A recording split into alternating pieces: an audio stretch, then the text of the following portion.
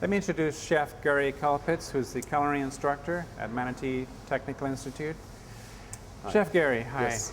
Thanks very much for being here with us and pleasure. allowing us to come and visit you in your fine kitchens. Thank you. Can you share with us a little bit about what's been going on in the culinary world in the last few years? What are the trends that you see evolving? Oh boy, that's interesting question. The trends has been, I guess I would say, more towards health, nutrition. People today are much more educated. There's so much more information today.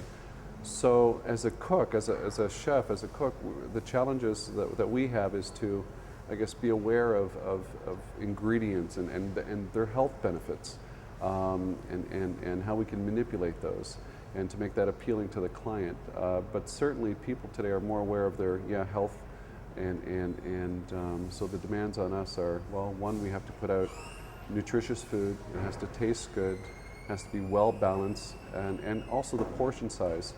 Gone are the days of the super buffet where people, they just want to eat large quantities of food. Today people are just more conscious, more aware of portion size and seasonings and whatnot.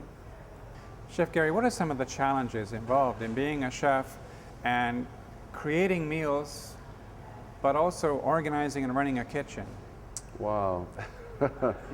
Not an easy question to answer. I guess, communication is the key, always.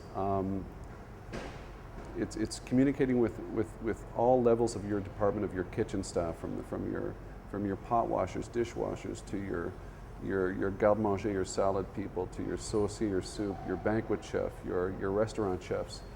Communication is certainly the key in accomplishing all the chores that have to be done, and as well listening. You have to be a good listener. You have to be a good communicator, and it's making sure that everyone's on the same page. And for example, we call it our battle plan.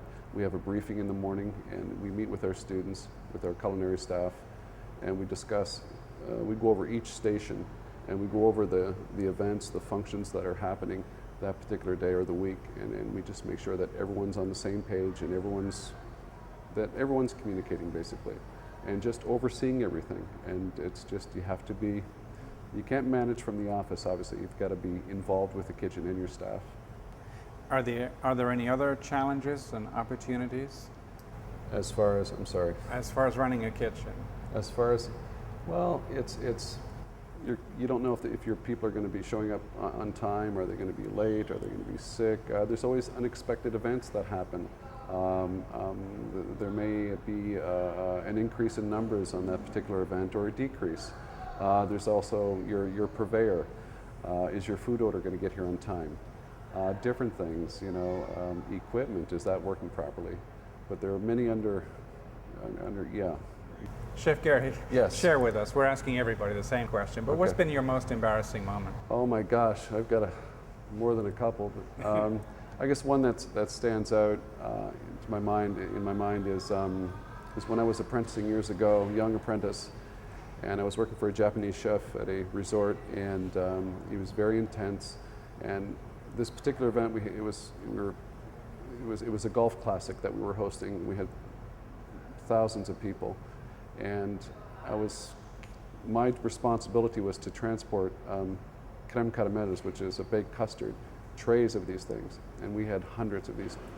Anyway, I had dropped one in the mad flurry in front of the executive chef, and I was embarrassed, and as well as I was frightened a little bit, not knowing how he was going to react.